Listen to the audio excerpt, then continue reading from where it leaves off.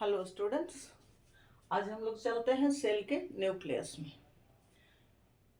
बाकी cell organelles हम लोग देख चुके हैं, एक दो अभी बाकी भी है। आज चलते हैं हम लोग न्यूक्लियस में। न्यूक्लियस क्या है? न्यूक्लियस ये control centre of eukaryotic cells. Eukaryotic cells का ये कंट्रोल सेंटर है, यानी मेटाबॉलिक एक्टिविटीज यहाँ से कंट्रोल होती है सेल की। कैसे हम लोग अभी देखेंगे। इसमें डिस्कवरी है आपका रॉबर्ट ब्राउन 1831 में न्यूक्लियस की डिस्कवरी की, यानी न्यूक्लियस के बारे में बताया पहली बार। और वाल्थर फ्लेमिंग ने 1882 में क्रोमोसोम के बारे में बताया। जब सेल डिवीजन माइटोसिस देख रहे थे तो उस समय उन्होंने देखा कि अच्छा, इसमें एक वो जो यहाँ क्रोमेटिन है, थ्रेड लाइक स्ट्रक्चर, वो क्लियर दिखाई पड़ता है और उसका नाम उन्होंने क्रोमोसोम रखा, यानी वाल्टर फ्लेमिंग ने। अब आ जाइए, यह है हमारा न्यूक्लियस। न्यूक्लियस में कुछ स्ट्रक्चर हैं, वो स्ट्रक्चर हैं न्यूक्लियर इन्वेलप, जो आउटर मेम्ब्रेन और इनर मेम्ब्रेन के बने होते हैं। उसमें कुछ पोर्स होते हैं, छिद्र होते हैं।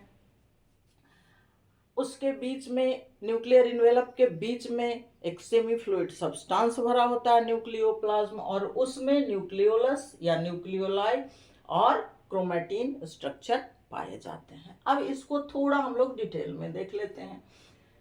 ये हो गया हमारा nucleus, control centre of eukaryotic cells. इसकी डिस्कवरी हो गई।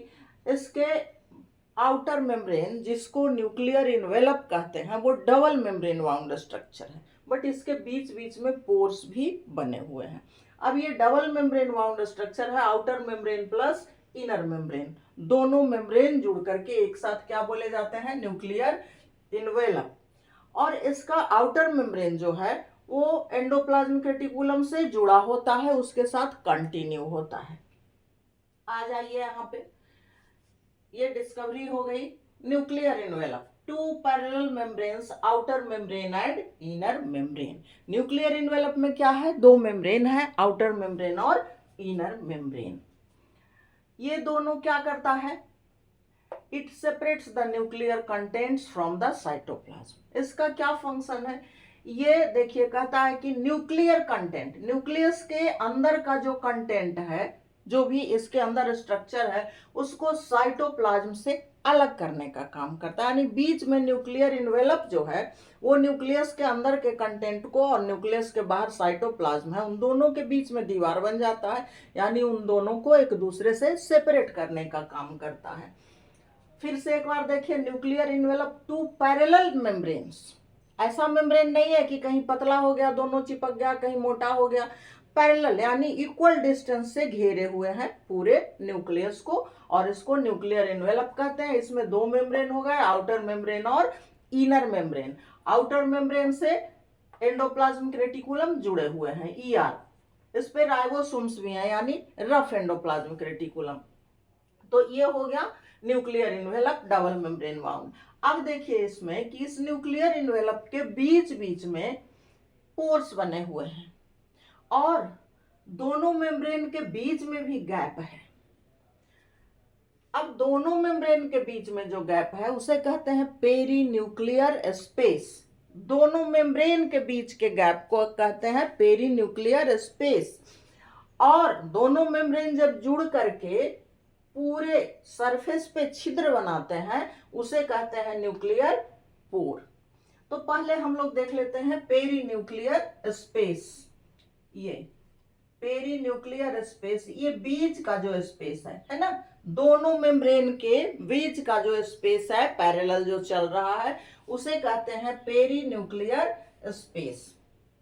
The fluid filled gap between the inner and outer nuclear membrane। कहता है कि इनर और आउटर न्यूक्लियर मेम्ब्रेन, दोनों मेम्ब्रेन जो हैं, उनके बीच का जो गैप है उसे कहते हैं पेरी न्यूक्लियर स्पेस या पेरी न्यूक्लियर गैप। अब ये गैप जो है ये फ्लूइड से भरा हुआ रहता है। ऐसा नहीं है कि कोई भी गैप बिल्कुल वैकेंट होता है, एयर हो और कोई लिक्विड हो या सॉलिड हो, कुछ भी भरे ही रहेंगे। और नहीं तो फिर क्या होगा, दोनों एटमॉस्फेरिक प्रेशर से या और भी कोई प्रेशर से आपस में चिपक जाएंगे। इसलिए ये कहता है कि ये फ्लूइड फिल्ड स्पेस है। कौन? आउटर मेम्ब्रेन और इनर मेम्ब्रेन के बीच का गैप। इसे पेरीन्यूक्लियर स्पेस या पेरीन्यूक्लियर गैप कहते हैं। ये फ्लूइड फील्ड गैप है। और क्या कहता है कि इसके बीच का ये चौड़ाई, लंबाई नहीं, पूरी दूरी नहीं, चौड़ाई कितना होता है 10 to 50 nm नैनोमीटर, है ना। ये पेरीन्यूक्लियर स्पेस जो है, आउटर मेम्ब्रेन और इनर मेम्ब्रेन जो दोनों पैरेलल घेरे हुए हैं न्यूक्लियस को, इनके बीच का स्पेस जो है, इसकी चौड़ाई कितनी होती है 10 to 50 nm, 10 कम से कम, ज्यादा से ज्यादा 50 नैनोमीटर। ये हो गया पेरीन्यूक्लियर स्पेस। अब आ जाइए न्यूक्लियर पोर में। ये तो दोनों मेम्ब्रेन के बीच के स्पेस हो गए। अब देखिए दोनों मेम्ब्रेन बीच बीच में आपस में जुड़े हुए हैं और बीच में स्पेस, खाली जगह बन जाता है। इसे न्यूक्लियर पोर के नाम से जानते हैं। न्यूक्लियर पोर क्या है? Which are formed by the fusion of its two membranes. इसके अपने ही दोनों मेम्ब्रेन बीच बीच में जहां मिल जाते हैं उसे कहते हैं न्यूक्लियर पोर। वहां पे छिद्र बन जाते हैं। मान लीजिए ये दो मेम्ब्रेन पैरेलल दोनों चले जा रहे हैं, लेकिन यहाँ पे दोनों जुड़ जाते हैं, फिर इधर स्टार्ट होता है, वहां भी दोनों जुड़ जाते हैं, तो बीच में एक गैप बन जाता है, एक स्पेस बन जाता है, और इसे कहते हैं न्यूक्लियर पोर। तो अब न्यूक्लियर पोर का डेफिनेशन क्या हो गया आपका, या what is nuclear pore? Nuclear pore which are formed by the fusion of its two membrane. ये अपने ही इसके दोनों मेम्ब्रेन सर्कल बनाते बनाते बीच बीच में जुड़ जाते हैं, फ्यूज हो जाते हैं, और जिससे बीच में एक गैप बन जाता है। इस गैप को कहते हैं न्यूक्लियर पोर। अब न्यूक्लियर पोर बनाता क्यों है? बनाता है इसलिए कि इसको हम लोग कह रहे हैं control centre of eukaryotic cell. Eukaryotic cell का कंट्रोल सेंटर है, यानी यहाँ पे बहुत सारी एक्टिविटीज होती है, मेटाबॉलिक एक्टिविटीज होती है, बहुत कुछ सिंथेसिस होता है। तो वो न्यूक्लियस के अंदर ठीक है, अगर कुछ यूटिलाइज हुआ तो हुआ, नहीं तो उसको फिर सेल में जाना है, साइटोप्लाज्म में जाना है, वहां भी उसकी जरूरत है, वहां उसकी रिक्वायरमेंट है। तो उसके लिए इन आउट का कोई जगह तो चाहिए, कोई स्पेस चाहिए। इसलिए न्यूक्लियर पोर क्या करता है, ये देखिए, ये हो गया आपका fusion of its two membrane. ये दोनों आपस में जुड़ करके न्यूक्लियर पोर का फॉर्मेशन करते हैं, और इनका काम क्या हो जाएगा, movement of RNA and proteins molecules takes place through nuclear pore. अब कहता है movement of RNA and protein. RNA और प्रोटीन ये कहां से आते हैं, ये अभी पढ़ेंगे हम लोग, ये न्यूक्लियस के अंदर ही बनते हैं। तो इन दोनों का मूवमेंट, आरएनए और प्रोटीन मॉलिक्यूल्स का मूवमेंट कैसे होता है, न्यूक्लियर पोर के द्वारा। कहां? इन द बोथ डायरेक्शंस, दोनों डायरेक्शन में, अंदर से बाहर भी जा सकते हैं और बाहर से अंदर भी जा सकते हैं, between nucleus and the cytoplasm. Nucleus में भी आ सकते हैं और साइटोप्लाज्म में भी जा सकते हैं। साइटोप्लाज्म याद कीजिए, हम लोग न्यूक्लियस देख रहे हैं, सेल के अंदर का ये स्ट्रक्चर है, तो ये तो साइटोप्लाज्म ही होगा ना, बाहर सेल से, ये न्यूक्लियस से बाहर। इसलिए ये न्यूक्लियर पोर आपस में ही दोनों मेम्ब्रेन फ्यूज होकर के बनाते हैं, और इनका फंक्शन है मूल रूप से मूवमेंट। इनके द्वारा जो भी मॉलिक्यूल्स अंदर या बाहर बनते हैं उनका मूवमेंट दोनों साइड में, बोथ डायरेक्शंस में, है ना। Movement of RNA and proteins molecules takes place through nuclear pore in the both directions between nucleus and cytoplasm. तो ये हो गया न्यूक्लियर पोर का। अब एक स्ट्रक्चर और बच रहा है हम लोग को न्यूक्लियर इन्वेलप में। डबल मेम्ब्रेन बाउंड स्ट्रक्चर हो गए, आउटर मेम्ब्रेन एंडोप्लाज्मिक रेटिकुलम से जुड़े हो गए, दोनों मेम्ब्रेन के बीच का चौड़ाई, जो गैप है दोनों मेम्ब्रेन के बीच में, वो हो गया perinuclear space 10 to 50 nm, minimum 10 maximum 50। अब इसके बाद पोर्स हो गए। अब यहाँ पे इनर मेम्ब्रेन थोड़ा थिक लग रहा है, आउटर मेम्ब्रेन से इनर मेम्ब्रेन थोड़ा थिक लग रहा है, बट मैं बता रही कि नहीं, दोनों मेम्ब्रेन फास्फोलिपिड बाइलेयर्स के ही बने होते हैं, दोनों मेम्ब्रेन की थिकनेस इक्वल होती है, तो फिर इनर मेम्ब्रेन पे थोड़ी मोटाई क्यों है? ये अलग एक स्ट्रक्चर है और इसको कहते हैं न्यूक्लियर लैमिना। इसको कहते हैं न्यूक्लियर लैमिना। ये न्यूक्लियर लैमिना, ये न्यूक्लियर लैमिना क्या है? देखिए मेम्ब्रेन है, डबल मेम्ब्रेन बाउंड स्ट्रक्चर है, यहाँ पे मेटाबॉलिक एक्टिविटीज होती है, मूवमेंट होता है, इसलिए ये स्ट्रक्चर जो है इसको स्ट्रेंथ प्रोवाइड करवाता है, इसका शेप मेंटेन रखता है। ये है क्या? Dense thick fibrillar meshwork provide mechanical strength. Dense ये घना मोटा फाइब्रिल का बना हुआ फाइब्रस नेटवर्क, जाल जैसी रचना है, बट मैं यहाँ लिखी हूं मेसवर्क। मेसवर्क नेटवर्क करने का मतलब हुआ कि जाल जैसी रचनाएं बन गई, हो गया नेटवर्क। लेकिन नहीं, यहाँ जाल जैसी रचना बना करके और उसके बीच बीच में जो नेट के बीच में गैप है उसमें भी कुछ सब्सटेंस भरे होते हैं ताकि वो ज्यादा स्ट्रांग हो जाए। जैसे छत की ढलाई देखते होंगे, छड़ का नेटवर्क बनाता है तो वो नेटवर्क हो गया, लेकिन फिर उसमें गिट्टी सीमेंट ये सब बालू भरता है तो वो स्ट्रक्चर, छत की ढलाई वाला स्ट्रक्चर जो है वो मेसवर्क हो गया, यानी स्ट्रॉन्ग। तो ये इनर मेम्ब्रेन पर जो एक थोड़ा थिक लेयर दिख रहा है दैट इज न्यूक्लियर लैमिना, और ये क्या है? फाइबर्स का बना हुआ मेसवर्क, यानी काफी strong mechanical support, shape maintain रहे और ये कहीं से डैमेज नहीं हो मूवमेंट के थ्रू या कोई मेटाबॉलिक एक्टिविटीज के दौरान। तो ये हो गया न्यूक्लियर लैमिना। अब हम लोगों ने पढ़ लिया clearly nuclear envelope. Nuclear envelope हमारा क्लियर हो गया, डबल मेम्ब्रेन बाउंड, दोनों मेम्ब्रेन मिला करके nuclear envelope. Outer membrane endoplasmic reticulum से जुड़ा, इनर मेम्ब्रेन पर एक मेसवर्क फाइब्रिल का। अब दोनों मेम्ब्रेन के बीच का पेरीन्यूक्लियर गैप और दोनों मेम्ब्रेन बीच बीच में आपस में जुड़ करके एक पोर का फॉर्मेशन करते हैं, न्यूक्लियर पोर। न्यूक्लियर पोर के द्वारा मूवमेंट होता है मॉलिक्यूल्स का। वो मॉलिक्यूल्स डीएनए, आरएनए, प्रोटीन्स कुछ भी हो सकते हैं जो अंदर या बाहर बनते रहते हैं। अब चलिए न्यूक्लियर इन्वेलप के बाद इसके अंदर के सब्सटेंस को हम लोग थोड़ा सा देख लेते हैं, तो इसको मैं मिटा देती हूँ।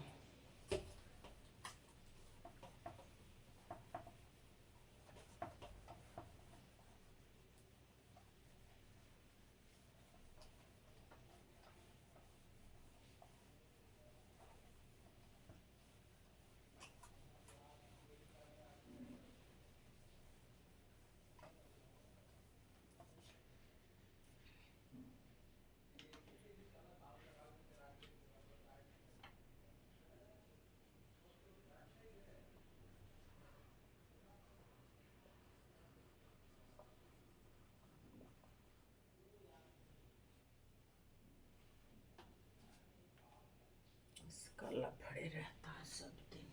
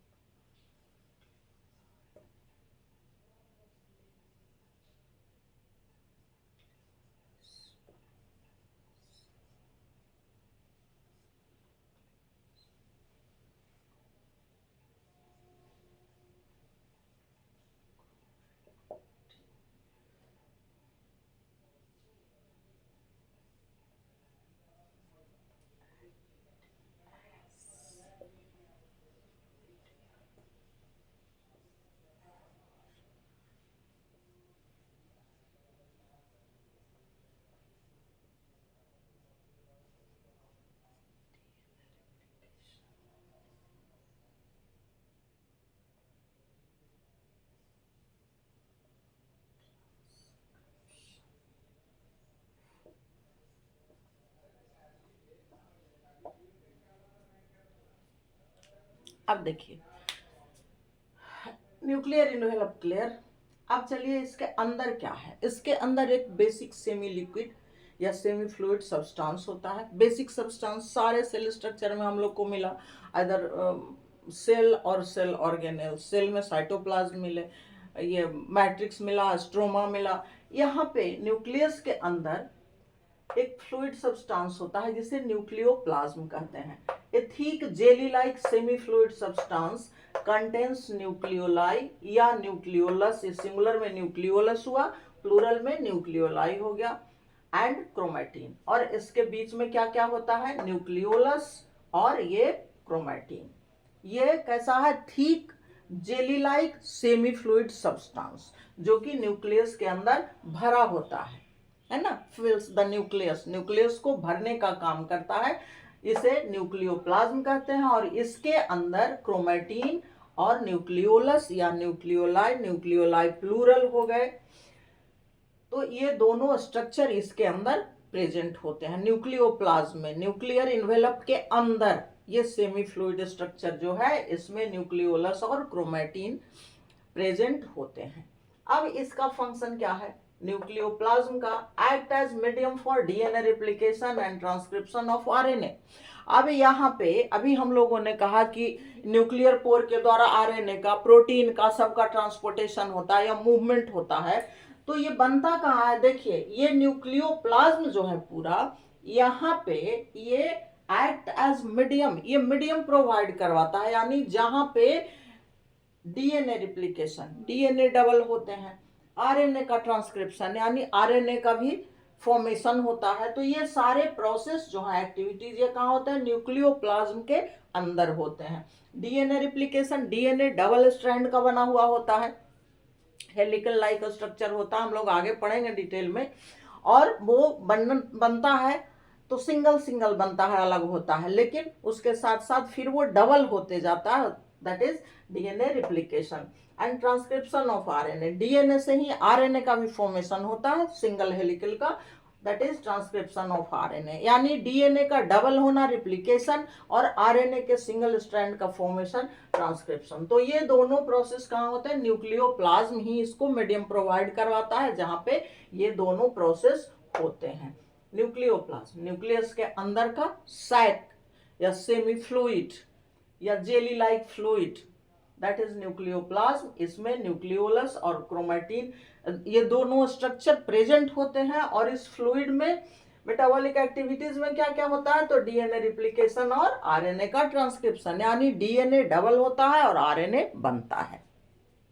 तभी तो फिर न्यूक्लियर पोर के द्वारा साइटोप्लाज्म में इसका मूवमेंट होगा, और इसको बनने के लिए जो मॉलिक्यूल्स चाहिए वो साइटोप्लाज्म से अंदर आएंगे।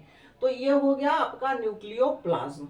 न्यूक्लियोप्लाज्म को कैरियोप्लाज्म भी कहते हैं और न्यूक्लियर सैप भी कहते हैं। न्यूक्लियोप्लाज्म को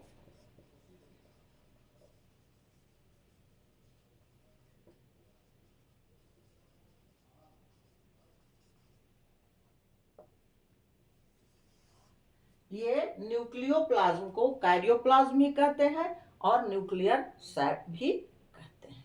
अब इसके बाद हम लोग देख लेते हैं न्यूक्लियोलस और क्रोमैटिन को, ये दो स्ट्रक्चर को। ये हो गया न्यूक्लियर इन्वेलप। उसके बाद न्यूक्लियर इन्वेलप के अंदर के मैट्रिक्स, लिक्विड सब्सटेंस या उसका बेसिक सब्सटेंस, जो यहाँ पे मैट्रिक्स या साइटोप्लाज्म नहीं कहा जाता, न्यूक्लियस के अंदर ये प्रेजेंट है, इसे न्यूक्लियोप्लाज्म, कैरियोप्लाज्म या न्यूक्लियर सैप के नाम से जानते हैं। ये सेमी लिक्विड सब्सटेंस होता है या सेमी फ्लूइड सब्सटेंस, यानी ना वाटरी होता है और ना बहुत थिक होता है, बीच का थोड़ा जेली लाइक स्ट्रक्चर होता है। इसमें न्यूक्लियोलस और क्रोमैटिन प्रेजेंट होते हैं और इस फ्लूइड में ये दोनों प्रोसेस, डीएनए रिप्लिकेशन और ट्रांसक्रिप्शन ऑफ आरएनए का साइट माना जाता है। अब चलिए हम लोग चलते हैं न्यूक्लियोलस में।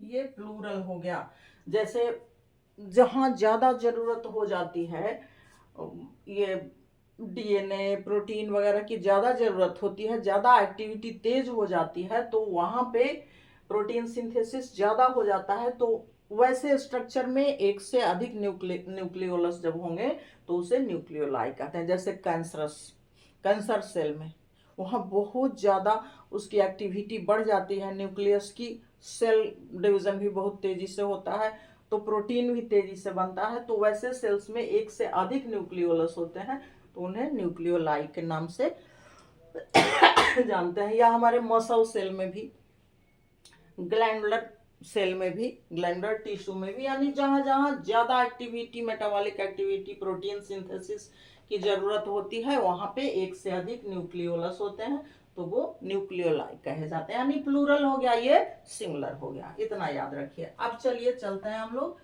न्यूक्लियोलस में। न्यूक्लियोलस में ये क्या है?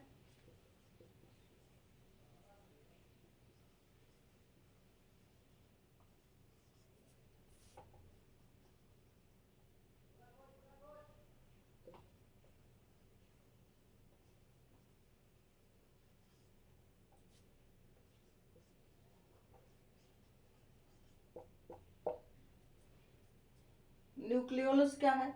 Dense spherical non membrane wound structure. ये देखिए यहाँ पे ये घना है, गोल, इसका स्ट्रक्चर स्फेरिकल भी है, रॉड लाइक भी नहीं है और या स्क्वायर भी नहीं है, स्फेरिकल है ना, और डेंस सघन, नॉन मेम्ब्रेन वाउंड, इसके ऊपर कोई मेम्ब्रेन भी नहीं है, नॉन मेम्ब्रेन वाउंड स्ट्रक्चर है। ये न्यूक्लियोलस हो गया इसके अंदर। और इसका फंक्शन क्या हो जाएगा? ये act as site for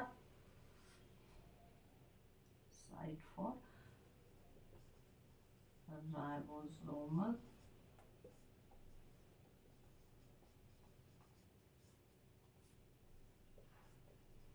RNA synthesis. यहाँ पे न्यूक्लियोलस जो है, इसको याद रखिएगा, ये बिना मेम्ब्रेन के है, नॉन मेम्ब्रेन बाउंड है, स्फेरिकल डेंस स्ट्रक्चर है। यहाँ पे क्या होता है? राइबोसोमल आरएनए का सिंथेसिस होता है। RNA is of 3 types, ribosomal RNA, transfer RNA और मैसेंजर आरएनए। ये राइबोसोमल हो गया, एक ट्रांसफर आरएनए होता है और एक मैसेंजर आरएनए होता है। 3 तरह के होते हैं आरएनए, हम लोग आगे धीरे धीरे सब पढ़ेंगे। बट यहाँ पे ये न्यूक्लियोलस जो है, ये साइट किसका माना जाता है? राइबोसोमल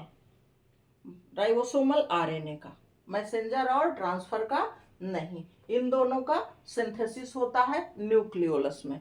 और राइबोसोमल आरएनए का सिंथेसिस है तो प्रोटीन भी बन ही जाएगा, क्योंकि राइबोसोम जहां रहेंगे प्रोटीन सिंथेसिस भी करेंगे हम। तो ये हो गया न्यूक्लियोलस, यानी न्यूक्लियोप्लाज्म के अंदर का structure nucleolus, dense spherical non membrane bound structure. और यहाँ पे होता क्या है? Site for ribosomal RNA synthesis. अब रह गया हमारा क्रोमेटिन। क्रोमेटिन में थोड़ा सा बता दे रही, इसका एक अलग से छोटा वीडियो में डालूंगी, बट यहाँ पे थोड़ा सा मैं बता दे रही हूँ आपको।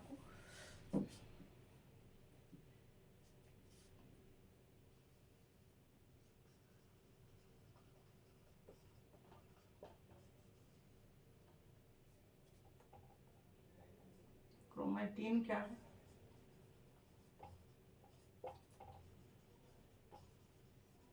Genetic material of